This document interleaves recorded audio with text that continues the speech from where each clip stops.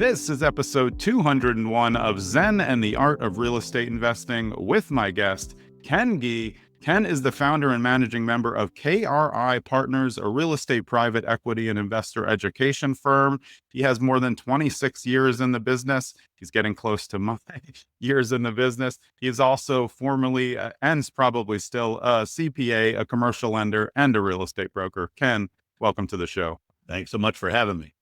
Yeah, it's always good to talk to someone who's been in the market through cycles, because the newer investors don't understand that you can just hang out and wait. Over your 26 years in the business and in all different facets of the business, what was the toughest time? Because we're in an odd time now. Yeah. 2008, 2009 was far more difficult. It was tough. That was tough. Yeah. But we did okay. Yeah, we didn't lose any money. We didn't lose any buildings. I'm thrilled because a lot of people, as you know, a lot of people lost a lot of things. And I think we're seeing that now as well. Let's just hover on 2008 for a bit before we get your full background.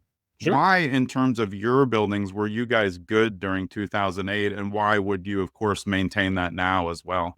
Yeah. So what caused the problem in 08 was the lack of the availability of debt. And a lot of people had debt maturing at the wrong time. That was a big problem. The other problem they had, remember, 2008 was bad because of the financial crisis, but I want you to remember what came before that, and nobody ever talks about this. I think it was Katrina was the hurricane that wiped out all the stuff in the Gulf. Now, we had not at that time owned anything in Florida yet. So everything we had was in Cleveland, and that's important because Cleveland, you provide the heat. And when you provide heat, you have to buy natural gas. And when natural gas goes up to $16, $17, $18 per MCF, it blows up your P&L.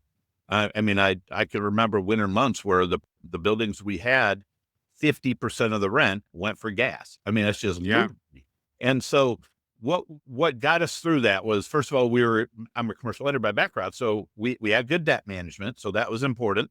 And the other thing was we self-managed, and so we're really good at really battening down the hatches, making sure that we could figure out how to run these properties through the when you're in the fight, it doesn't feel like it's ever going to end, but it always does. And so we just had to get through it, and that's usually the case. You just hold these properties, just make sure you don't lose your property. If you do, you can just hang on, and you're going to come out of it and make probably a ton of money. That's so important for newer investors and investors who know they want to get into it no matter what their age is, because I think a lot of people are trying to get out of the 9-to-5 too quickly. Yeah. You found it at the right time. You had the aha moment and realized, but you still created runway for that year and a half to say, like, hey, let's make sure I know what I'm doing before I hop out. Because of course, when you leave the W-2, then you're not as lendable. You don't have that rock solid job you're going to build up as an entrepreneur, which is awesome and fun, but it leaves you in a different lendability. You know that, of course, as a lender, right?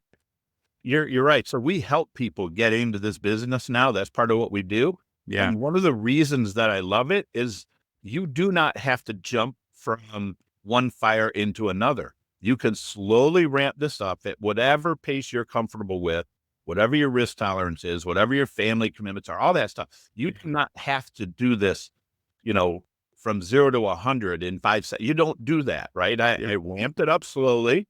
And when I got comfortable, I said, okay, time to go. And it makes the transition smooth.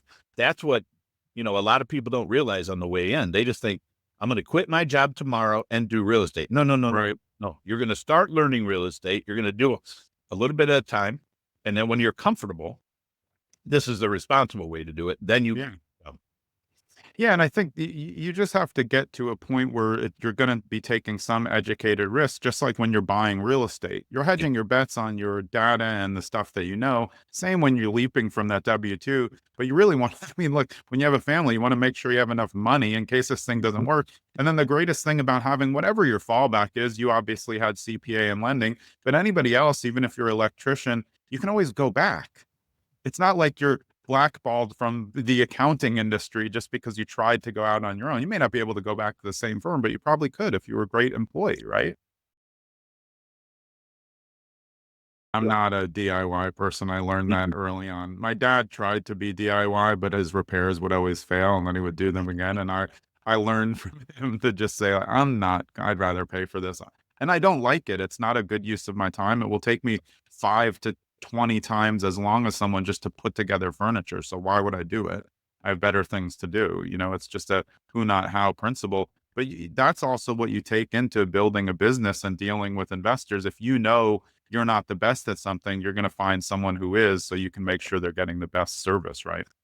Yeah, you're right. And I think that's a trap a lot of people fall into, especially if they're, they've done a couple single families. They're used to going to the wherever, to the duplex and turning that Yeah. unit themselves because they really don't have a choice. They don't have any money. They don't have enough money to pay someone to do all that work. And so they're just used to doing it. So when I see people transitioning up into multifamily, that is a struggle that they have to deal with. Yeah. And obviously we help them through that. But it's a lot. The smaller you are, the harder you're going to work is what I've learned. Well, so why are you all in on multifamily? Obviously, I'm sure you've come across other asset classes, self storage, light industrial, things that are syndicatable. But why Mhm. have you stuck with multifamily as your kind of thing? Yeah. So it's because I'm a risk averse person. And when I think about the asset itself, I can't figure out how to make it so nobody needs a place to live. Yeah, I can't. especially now.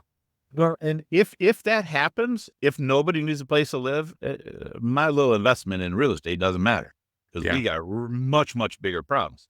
So I can make a case for office, not that people don't need offices. I we're can make a seeing case, that. Yeah, yeah, I can make a case for self storage. Many people disagree with me, but look, if things get tight for people, they'll just say, "Here, take my crap. I didn't need it anyway." Right? yeah, So I can make a case for all of those.